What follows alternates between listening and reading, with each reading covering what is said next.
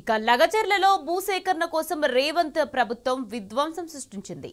Pharma కంపెనీలకు భూములు ఇవ్వబోమని దళిత గిరిజన రైతులకు సంఖ్యలు వేసి జైళ్లకు పంపింది. అయితే హైదరాబాద్ నడిబొడ్డున ఉన్న కేబీఆర్ పార్క్ చుట్టూ ఫ్లైఓవర్ నిర్మాణానికి అవసరమైన 129 నిర్మాణాలు మాత్రం స్వాధీనం చేసుకోలేకపోతున్నది.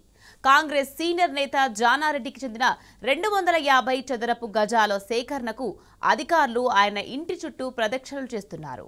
కాంగ్రెస్ ప్రభుత్వం అనుసరిస్తున్న ద్వంద్వ వైఖరికి ఇది అద్దం పడుతుందని పలువురు విమర్శిస్తున్నారు. రేవంత్ సర్కార్ అడుగులు మొదటి నుంచి పేదోళ్లు పెద్దోళ్లు అనే స్పష్టమైన విభజన రేఖ మీద పడుతున్నాయి.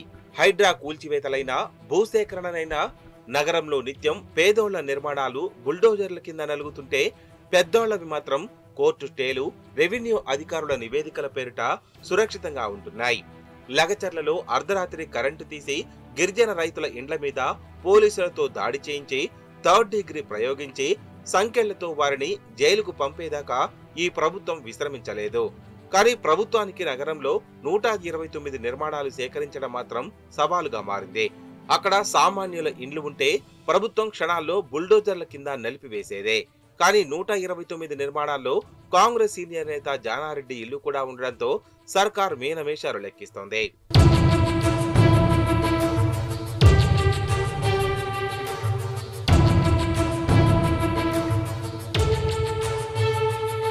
Hyderabad city innovative transformative infrastructure లో భాగంగా 1090 కోట్లతో కేబీఆర్ పార్కు చుట్టూ 7 కీలక జంక్షన్లలో 4.6 కిలోమీటర్ల పొడవుతో స్టీల్ బ్రిడ్జిలు, 2.8 కిలోమీటర్ల అండర్ పాస్ల నిర్మాణానికి రేవంత్ రెడ్డి ప్రభుత్వం ప్రణాళిక రూపొందించింది.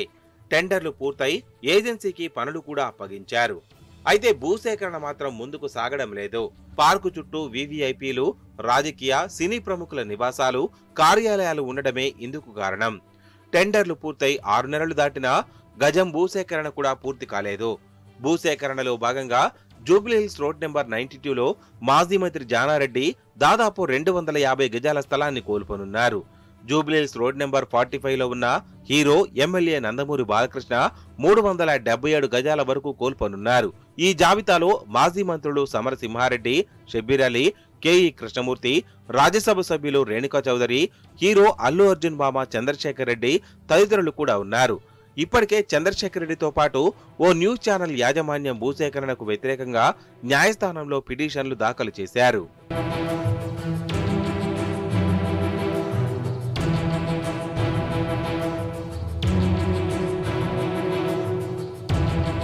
భూసేకరణలో భాగంగా అధికారులు మార్కింగ్ వేసేందుకు వెళ్లగా మాజీ మంత్రి జానారెడ్డి అధికారులతో పాటు ప్రభుత్వ ముఖ్య నేతలపై తీవ్ర స్థాయిలో అసంతృప్తి వ్యక్తం చేశారు. కాంగ్రెస్ ప్రభుత్వం ఉండి కూడా నా ఇంటి ప్రహరీని కూలుస్తారా, మీ ముఖ్యమంత్రితో మాట్లాడుతా పోండి అని గద్దించినట్టు తెలిసింది. రేవంత్ రెడ్డి స్వయంగా జానారెడ్డి ఇంటికి వెళ్లడంపై అప్పట్లో తీవ్ర చర్చ జరిగింది. అయినా ముందుకు సాగకపోవడంతో అధికారులు కక్కలేక మింగలేక భూసేకరణ ప్రక్రియను పక్కన పెట్టేశారు. మంగళవారం GHMC commissioner RV Karnan, zonal commissioner Anurag Jayanti వెళ్లి మాట్లాడినా జానారెడ్డి మాత్రం పట్టు వేయడం లేదని తెలిసిందే. అయితే జీహెచ్ఎంసీ కమిషనర్ వెళ్లి మరీ భూసేకరణపై జానారెడ్డిని కలవడంపై పలువురు తీవ్ర అసంతృప్తి వ్యక్తం చేస్తున్నారు. ఇది కాంగ్రెస్ ప్రభుత్వ ద్వంద్వ వైఖరికే అద్దం పడుతుందని పలువురు విమర్శిస్తున్నారు. RRR గత అలైన్మెంట్ పెద్దోళ్ల భూముల్లోంచి పోతుండటంతో దాన్ని మార్చి బక్క రైతుల భూములను బలి చేస్తుండటంపై కొంతకాలంగా ఆందోళనలు జరుగుతున్నాయి.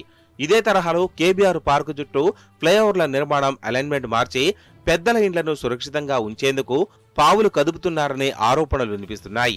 ఇందులో భాగంగానే కొత్త ఆర్టీపీ ప్లాన్ తెరపైకి తీసుకువచ్చారన్న చర్చ జరుగుతోంది. ఇదే జరిగితే ప్రముఖుల ఇండ్లు ఫ్లైఓవర్ల పక్కనే సురక్షితంగా ఉంటాయన్న విమర్శలు వినిపిస్తున్నాయి.